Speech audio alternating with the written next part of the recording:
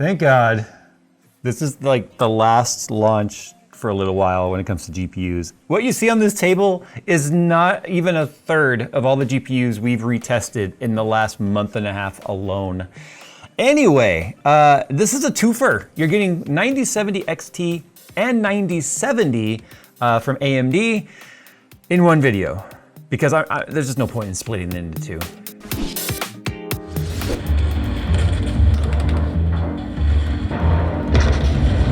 Hey, Jay. Jay. Jay. What? We got work to do. Yeah, I'm playing World of Warships. Yeah. World of Warships is the free-to-play naval strategy game where you command the most iconic and famous warships from World War I and World War II, recreated with stunning detail and accuracy. Build your fleet while participating in various game types while upgrading your ship's arsenal along the way. New players who sign up using my link below will receive an exclusive starter pack to get you up and running quickly by receiving 7 days premium time, 1 million credits, 300 doubloons, and the Tier 5 premium ship, the Exeter. So what are you guys waiting for? Start sinking ships with World of Warships by heading to the description below and getting your freebies. Okay, so 9070 and 9070 XT. It's interesting this time around because as you can see by some of these other reference cards on the table from AMD, there is no reference card for the 9070 series cards from AMD this time around. So all of the AIB partners kind of have carte blanche to do whatever they want in terms of the designs and such. In fact, even the reference spec is almost more or less a suggestion. We'll talk about that in a minute. So if you haven't seen one of our reviews before, thanks for coming by. I'm Jay's 2 cents. We're gonna talk about performance, power draw, temperature, generational. Actually, no, we're not gonna talk about generational performance uplift because this is technically, I don't even know exactly which card it would compare to, if you wanna know the truth, because the previous naming scheme was like 7900, XT, XTX, and then 7800, and then 7700, and the 9070 does not tier up with a 77. So the sevens don't match, if you will. So essentially all we're gonna do today is just, here's where it landed on the charts, and you can see how depending on the title, it very much impacts which cards it sort of lands against. Now, cards you're gonna wanna kind of pay attention to on the charts as we talk about them, it's gonna be like the 7900 XT, the 7900 XTX, the 5070 Ti from NVIDIA, which is very close in terms of price parity to the 9070 XT. But then obviously the 5070, when we compare it to the 9070, you see why they named it that way? And they did that on purpose, they even admitted it, so that's, at least that sort of makes sense. Anyway, 5070 FE on our chart, which is an MSRP card, versus the 9070 Quicksilver here, which is not an MSRP card. So let's talk about the cards that we have real quick. We've actually received a few of them, but the only two that have like finished validation and testing for us is the XFX variants here, which I'm kind of okay with, even though they're gonna be some of the more expensive models on the market. The white one right here, this is our 9070 XT. That is the Mercury or Merc, and it is the magnetic air version. And I was like, what the heck is magnetic air when I first heard about it? Well, as you can see, you can just pop the fans off. They're just magnetic, actually. And then the pogo pins just contact to a 360 pad that's on the GPU. You might be asking yourself, why would anyone want to do this? Well, I honestly firmly believe it to be just the ease of cleaning your fans, getting it out, getting more of the dust out. It's actually a nice feature to have. Also too, if they continue to manufacture these and make parts and replacement parts for them, if you have a fan that starts to wobble or a bearing that starts to go bad or any sort of fan chatter noise that happens over time, you can replace the fan. So I've never seen a graphics card do this before. I'm not saying it hasn't existed. I just personally haven't seen or touched one. It's a pretty neat feature. In fact, it's pretty nice to where, because it's magnetic, it literally just indexes and puts itself back where it wants to. It's a very strong magnet. This particular card is also a higher than reference spec. What I mean by that is the 9070 XT is a 304 watt TDP. Not 300, not 305, 304. I mean, that is oddly specific. Anyway, the 9070 is a 220 watt card. But I point this out because the AIBs are actually allowed to go all the way up to 340 watts on their out-of-the-box specs. And we do have a 10% additional power limit available to us as well. But all the testing was done out-of-the-box settings with fan curves and power limits, no rage mode or any of that stuff, just out of the box, on the test bench, install the drivers, and off we go. No tuning, no nothing. Okay, so key specifications here, 9070, both cards are obviously on RDNA 4. We've got 3,584 stream processors. The 9070 XT has 4,096 stream processors, so obviously 512 more. That's how numbers and arithmetic work. Anyway, when it comes to RT accelerators, or the same as RT cores, if you will, 56 on the 9070 and 64 on the 9070 XT. And then AI processors, or like tensor cores, which is for like upscaling and such, you have 112 on the 9070 versus 128 on the 9070 XT. And both of them are listed at having 128 ROPs. I'll admit, I didn't actually verify that all 128 are there. It sucks that I have to do that. But where the performance is landing, I'm gonna assume they're all there. That sucks that I forgot to do that. But just being fully transparent with you guys, I'm not in the habit of testing the fact that are all the cores and stuff there that were promised. Thanks, NVIDIA. When it comes to frequencies though, the 9070 has a 2070 megahertz game clock and a 2520 megahertz boost clock on a 220 watt TDP, recommending a 550 watt PSU or higher. 9070 XT is a 2400 megahertz game clock, 2970 megahertz boost clock, with that 304 watt TDP recommending a 700 watt PSU, but since most cards are gonna actually probably be about 340 watts, it's probably recommended to just move that number to 750 watts when it comes to recommended PSU. Now, when it comes to pricing, this is where I say it's a little bit of like Wild West / carte blanche when it comes to the AIBs. SEP, or suggested detail price, which is recommended by, almost said NVIDIA, AMD, is set at $549 for the non-XT, and then the XT being at $599. Only $50 of variance between the cards. Most people in the announcement video felt that that was too close together, given where a lot of the spec differences are between the two cards. Spec-wise, they're actually very similar, as you saw. Both cards are featuring 16 gigabytes of GDDR6. In fact, they're the exact same memory configuration on both cards. I want to point that out. Like, neither one gets any sort of a speed bump or a spec bump when it comes to the memory. They're both 256-bit memory buses with a throughput of 644.6 gigabytes per second. Exactly the same on the memory. So the only difference is, like I said, is core clock, and then 512 additional stream processors found on the XT, and then obviously a handful of more AI and ray tracing cores that are on there. So the prices are going to be kind of all over the place though, because cards can play around with the 40 watt, 36 watt additional power limit available to it.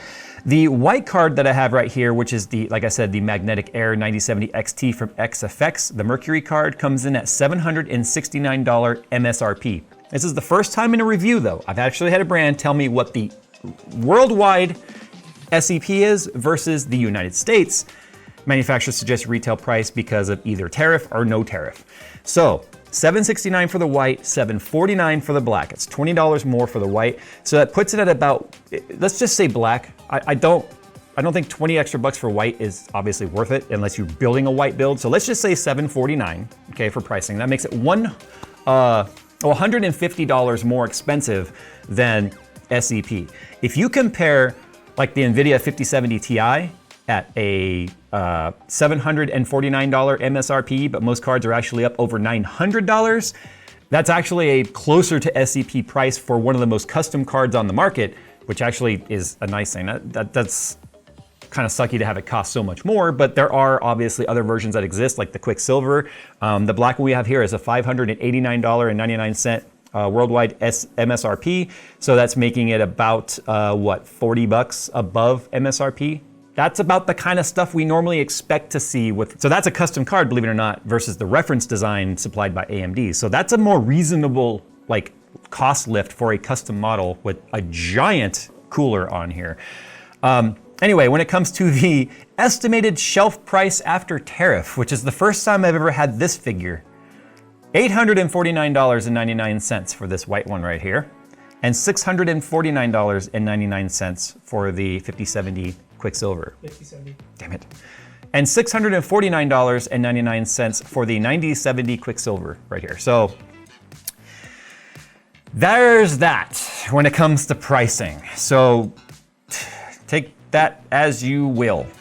Anyway, AMD does say there'll be plenty on shelves. I guess we'll find out tomorrow.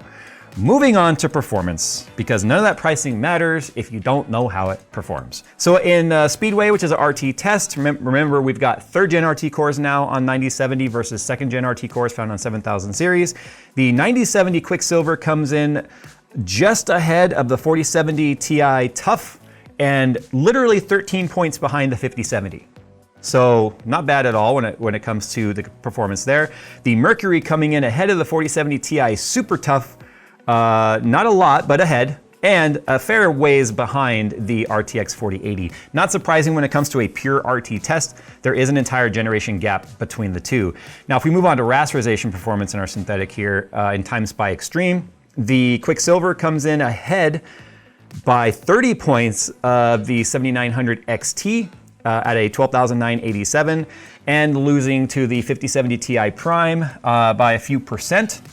And then the Mercury coming in way ahead of the Prime at a 14,703, even ahead of the 4080 Super, and pretty much matching the 7900 XTX. Don't forget that was a $1,000 card. This is a $700 or $600 card, $599. So, except that one's a little bit more, obviously. Moving on to F1 and 1440, all of my gaming charts that we're going to talk about personally are in 1440. I think that's where the card is an absolute beast.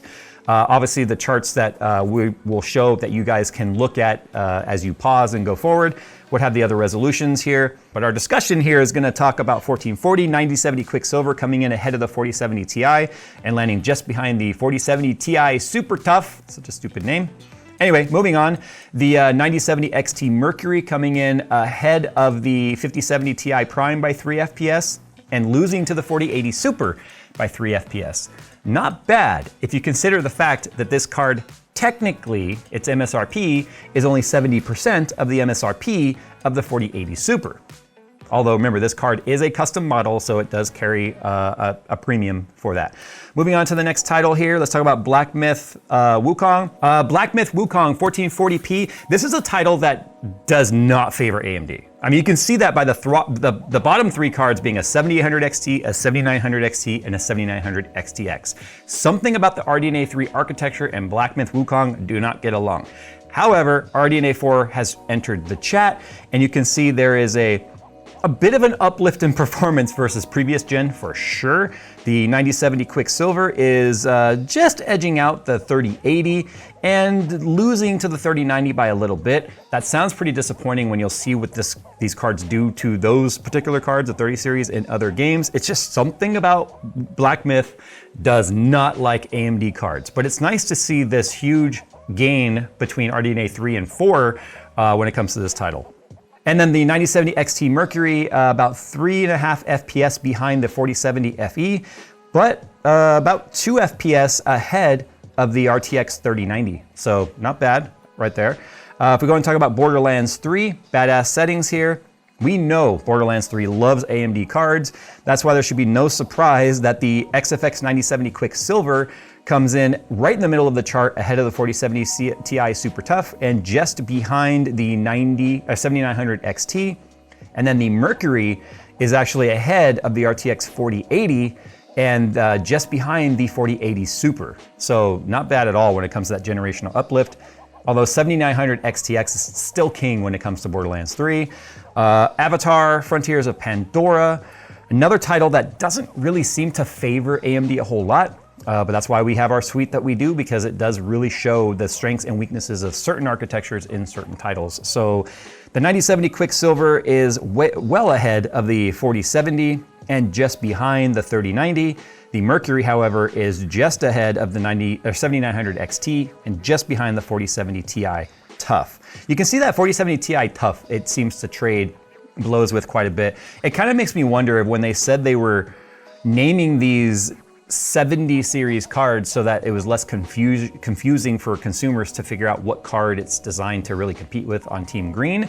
You can see 4070 was definitely a card that they were checking out when they were kind of testing stuff out, because of the fact that 5070 wasn't out yet when they announced all this sort of stuff. But if you pay attention to where the 5070 is on these charts and the 5070 Ti, you can see it's still holding its own pretty well against those cards, mostly because NVIDIA did not give a huge generational uplift that we're used to seeing. So it actually fared well for AMD for NVIDIA to have such a lackluster uplift from generational improvements. So I guess that was sort of fortunate for them. Anyway, Horizon Forbidden West, a title that is heavily favoring AMD, and we have seen this across the board. The 9070 Quicksilver is just behind the 5070 Ti Prime and a fair amount ahead of the 7900 XT, and the 9070 XT Mercury is literally exactly the same 0.1 FPS. Now we know that 0.1 FPS is sometimes the make or break of whether or not a game is playable, but it is 0.1 FPS behind the RTX 5080 FE in Forbidden West. That was unexpected, and it is a fair amount a bit ahead of the 4080 Super. Now the Quicksilver lands just under the 5070 Ti Prime and just ahead of the 7900 XT. The engine that is used in Horizon definitely likes AMD cards. Cyberpunk, this is gonna be a good one. We set our tests up to have a mixture of RT, no upscaling, so it's no RT reflections either. It's all lighting, global illumination, shadows, that sort of stuff, no actual reflections. And then we do not do an upscaler. So it's really a horsepower test between the RT cores and then the CUDA cores / stream processors to figure out the generational or comparative uplifts versus other cards. So a pretty decent jump for the 70 series cards coming from AMD. So the XFX 9070 Quicksilver is above the middle half of the chart, coming in just behind the 4070 Ti Super Tough by less than 1 FPS behind, and just ahead of the 4070 Ti Tough. So literally just splitting the hairs right there. And then the Mercury card coming in ahead of the 4070 Ti Tough and just behind the 4080 FE. So in the top half of the card, or the chart for AMD, for the first time, to be honest, when it comes, if you look at the 7900 XTX, it's just under the bottom half of the card. So that shows you generationally when it comes to the RT or the ray tracing accelerators and the AI accelerators, it bumped it up into the second half of the chart, which is good to see. Stalker 2, last title we'll talk about here. Kind of nothing exciting to talk about. It's just ahead of the 9070 Quicksilver is just ahead of 7900 XT, just behind 4070 Ti Super Tough. And then the Mercury XT is just ahead of the 7900 XTX and about 6 FPS behind the 5070 Ti Prime. Stalker definitely does favor NVIDIA graphics cards, but there's more to talk about here than just average FPS. You'll notice if you look at these charts closely, the 1% and 5% lows are higher than NVIDIA's parity cards, price parity cards on average. Now, I started doing some digging for that and to try and figure out why.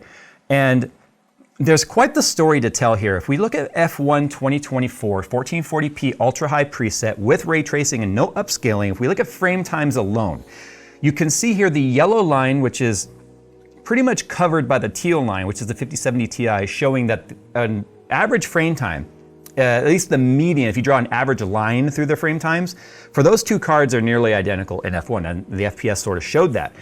But if you'll notice, the spikes and peaks that are in the teal line in the 5070 Ti shows huge fluctuation between that average frame time and then the transient spikes or lows, to be honest.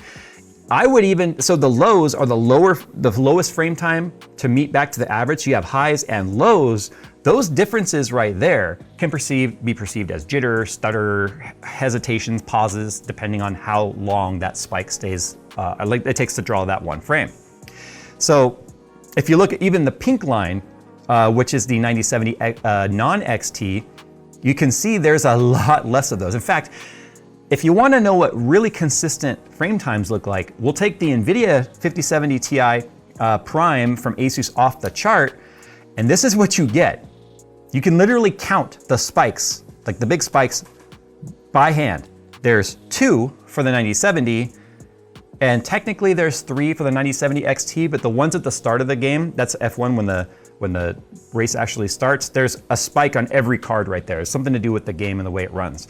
So ignoring those is 1 per card, and they're very, very consistent.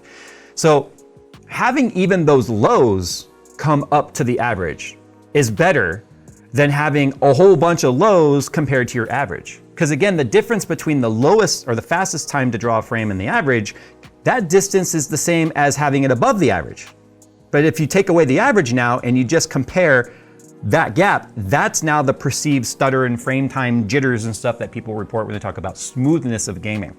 So I have to say this, there has been an extremely noticeable amount of smoothness with this generation of AMD graphics card. I also have to say, this is the first time I have had an AMD review with more than one card, even one card or not, where I didn't have some weird game that crashed or some weird game that wouldn't launch for some reason, or have to reach out to AMD for help on why I'm getting some anomalous behavior in some certain title, or a game just refusing to launch entirely. Like, this is the first time I have had some of the most pleasant review experience of a graphics card. And this is not just AMD, this is including NVIDIA. And I'm not just including this generation, which we know for NVIDIA has been a shit show. I'm going back to the beginning of starting YouTube. I have never had such a smooth experience when it comes to AMD graphics cards. Now, I wanted to make sure that this wasn't just like a cherry-picked title, like, oh, F124 is just super favoring the NVIDIA or the AMD cards, and for some reason having all these transient spikes and dips on the AMD card. So I went ahead and loaded up Cyberpunk 2077 in 1440p. So all the same settings we do our benchmarks with. In fact, these are the benchmark runs right here that you're seeing, by the way. This isn't a separate test. These are the actual benchmark runs that I've turned into the frame time charts for you guys. But this time I just did 9070 XT versus 5070 Ti. But again, with the exception of like right in the middle there, that one really big spike, which could be anything. Those types of transient spikes happen in every game. It could be something started in the background of the test bench. Just about anything could have caused that. And it's really hard to figure out what causes one transient spike. It's when it happens all the time that you have a problem, you gotta figure it out. But I want you to notice that even the NVIDIA card that has a lower average frame rate still has a lot of fluctuation on the lows, as well as some of the highs. So myself personally, I would prefer to have a more squished average frame time that's slightly higher than another graphics card that might have a median line drawn through their frame time that's lower, but with a bigger range of variance. Because that range of variance is, like I've said, I'm a broken record, that is what gives you the perceived stutteriness or inconsistency in the frame rate. The graphics card, the 9070 XT and the 9070 truly felt like it was a higher frame rate than it was, and that's because of the higher 95th and 99th percentile, or first 1% low and 5% low frame rates being higher if you look at the chart. Also too, one other thing to note, I don't have a way to really present this to you. I don't want to have this turn into be 50 different charts per review. It is the most consistent, the 9070 XT specifically too, is the most consistent run-to-run consistency in terms of the frame rates that we see when we do our testing out of all of the cards. It's not uncommon to see 1, 2, 3, sometimes maybe even 4 FPS variation run-to-run. Or to have one card have a better fit percentile, or one run have a better fit percentile than the other, and then another one has a better first percentile, and they just kind of like whack-a-mole which one has the worst one. I'm telling you right now, the AMD card was like within 1 FPS every single time. In fact, so consistent, I found myself actually running the tests more than our typical 3 runs, and some of them in the beginning when I was validating, anywhere between 6 to 7 runs, just because I was concerned that for some reason I was writing the same number and not actually opening the correct test. So I would throw them away and start over and get the same consistency. Sometimes only the differences being noticeable in the 10th of a frame, which we do measure down to. We measure down to the 10th of a frame. It is consistent. It is actually amazingly consistent in that arena. Anyway, here's one other title. I figured, okay, F1 we know it does really well. Cyberpunk, we know that there's an RT discrepancy. What about a title that we know doesn't like AMD? So Black Myth Wukong is back up. Here's the frame times between the 9070 XT Merc and the 5070 Ti Prime. You can see right here, again, there's only a few of them, but if you compare, although it is a fair amount of average frame time, which also mathematically turns into frame rate, is lower and more consistent, like straight line across the board for the 5070 Ti. I want you to notice though, there is actually less transient spikes on the 9070 XT Merc. Okay, so last but not least, let's go and talk about power draw and temperatures and frequencies. So in FurMark at 4K, which is a very difficult stress test, The XFX 9070 XT is pulling about 350 watts across the board through our hardware measurement device. That's including PCI Express, although it's not really pulling any power from PCI Express. That's not surprising considering I told you it's a 340 watt card and there's some heat and efficiency loss through the operations of making frames happen. So that is what the actual power draw is from the PSU, 350 watts. So it's a bit of a increase over, say, the 5070 Ti. So if you are like the ultra, I want to conserve all power at all costs, the obviously just over 300 watt, more or less 310 watt 5070 Ti Prime is going to be the more efficient card. And then unless you're like, you know what, screw that, I want to save even more power, the 9070 Quicksilver comes in at about 228 watts drawn from the wall or from the power supply directly. Now that's in Furmark, which is a less than realistic scenario when it comes to gaming. Obviously games fluctuate a lot. So when we move over to Cyberpunk 1440p, you can see the 9070 XT still draws 350 plus watts. It's about 352 watts on average. Actually, it's pretty consistent for all three of these cards, pulling the same amount of power between Furmark and gaming. So this is one of those few times we actually see the figures just carry over to the other chart. Usually we'll see some sort of a drop, but that's on the higher end cards, to be honest, which don't have to go like full tilt to give you their max FPS, depending on whether or not there's any sort of CPU bottleneck or it's fully GPU bound. But again, just over 300 watts for the 5070 Ti Prime, and then hovering around 225 to 300 or 230 watts for the 9070 Quicksilver. So it's a big power discrepancy between the non-XT and the XT. Let's talk about temperatures real quick in that same Furmark test. There's something interesting with the temperature sensor in the 9070 and 9070 XT. It doesn't seem to update quite as often. You'll notice if you look at the teal line here, which is the 5070 Ti Prime, there's lots of input. There's lots of data points that will give you a very jiggly line, right?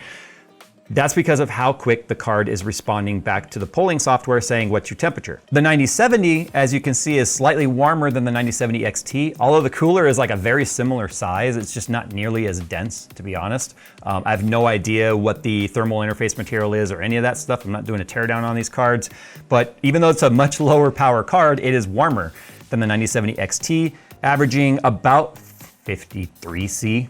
I say warmer and 53, which is funny, but that's because the 9070 XT is reporting a max temperature of 47 degrees. Now this cooler is as big as a 5090. That's why the 5090 is on the table. It is a bit overkill. 600 watts, 340. 600 watts, 340. I'm inclined to believe it's actually 47 degrees. I have not put any sort of temperature probes on there to verify that, but I'm inclined to believe it just based on the weight and density of that card alone, which is why it is coming in at a max of 47 degrees. In gaming, exactly the same story. But again, you can see what I mean about the update, the amount of data points you get with the temperature sensor on the NVIDIA cards versus this family of cards. That's why it's like boop, boop, like a little heartbeat and then flat and a little heartbeat. But that is the way that the sensor reports when we export the CSV data. So take that information as you will. Now, before we move on to frequency here, I want to talk about the fan designs here. I will say this, the 9070 XT and the mag fans that are found on here actually have a fairly pleasant sound. By pleasant, I mean they sound like bigger fans than they are. To me, it sounded like I had an air purifier sitting on my desk when it was at full speed. The 9070 Quicksilver fans definitely had a more turbulent, kind of a choppy, weird sound to them, like almost like the blades were moving in some way. Like it had I don't know how to describe it. We have some sound profiles here that you can hear at both 150%, but I do feel like the XT with the mag air fans, or the magnetic fans, or magnetic air, weird thing to call it, sounded better.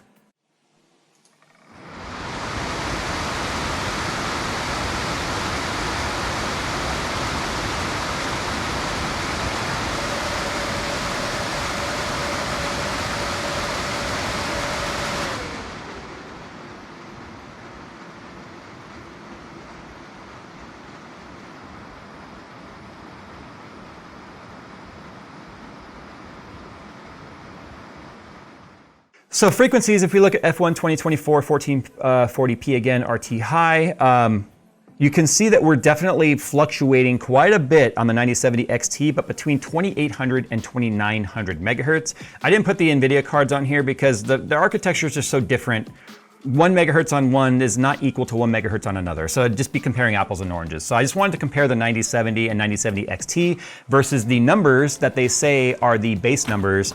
So as we said on here, the 9070 has a 2520 megahertz boost clock. And we were actually landing just hovering over the line of 2500. So we were actually getting the full boost clock. The game clock, I hate the fact they call it game clock. I just ignore game clock. It goes to boost clock anyway. Don't waste your time worrying about what game clock is, to be honest. And the 9070 XT has a 2970 megahertz boost clock. Did not really ever hit that. It actually barely crossed 2900 at all. It landed more or less around 2870 megahertz. But again, that is the boost clock. That is the max up to, and it was hitting power limit long before that. I think if I had put the additional 10% slider, I'd probably be able to hit that. But with the game clock being 2400 megahertz, we were significantly above that at over 2800 the entire time. So kind of surprised at how cool it ran. That means we have to be power limited on what's allowing that frequency to not quite hit that max up to. But if there's one thing we've ever learned about AMD cards, is they definitely lean into the up to figure when it comes to all of their like clocks and stuff. All right, final thoughts. Now that we have everybody's cards on the table, the 9070 and 9070 XT are very strong competitors. The old adage of AMD is good, but it's got bad drivers, whatever. It's got, I guess just insert whatever complaint you have here. I've heard them all. I don't think they hold up this time around. I think what's happened here is NVIDIA has made such terrible backward strides in things like reliability, mostly reputation amongst consumers, right? Missing ROPs, melting connectors still, which really is only a 5080, 5090, 4080, 4090 problem. It's not gonna be a problem on any of these cards, especially since, with the exception of, I think, the Sapphire card, they're all still standard 9 or 8-pin PCI Express cables. None of the other cards from NVIDIA are pulling enough power to melt the connector. So that aside, though, there's still a fear of that connector being unsafe, right? The incredible tax, if you will, the Team Green tax that kind of is carried now on the NVIDIA cards, it's hard for me to recommend a 5070 FE or anything in the 5070 range or even 5070 Ti when I know these cards are in the price parity and cheaper and performing just as good, if not better, in just our titles alone. And obviously there's tons of titles out there that would paint a huge story. So I'm curious as to honestly what some of the other reviewers are saying, because I haven't talked with any of them about their opinions on this sort of stuff, but I think the 9070 XT specifically is a very strong competitor. It's hard to recommend the 9070 though, when technically it's only $50 less expensive. Now, when you talk about features like this is what drives the price of a card up, these kinds of features. Find yourself as close to SEP 599 price point that you can find on a 9070 XT, and don't look back. Like when it comes to RT performance, when it comes to upscaling, when it comes to FSR improvements, the gap is narrow. And to be honest, I think AMD is kind of doing the right thing by sort of focusing on a smaller family of graphics cards that are as strong as they can make them, rather than trying to follow the leader when it comes to NVIDIA and say how big and expensive can we make shit. But I'll be honest, I do wish there was a 9080 XT, because I do feel like that would be some fun competition if you could launch that card at like $749 MSRP, somewhere around there. That could truly cause some disruption. But it doesn't sound like AMD has any interest in that this time around. All right, guys, sound off down below. And this was kind of a long one. There were 2 cards to cover. But this is like the grand finale of graphics card Q1 of 2025. It just sort of sucks that it's the first time I've actually had to talk about what a tariff and pre-tariff and post-tariff and worldwide MSRP versus US MSRP is. And you know what? That sucks big fat donkey dick.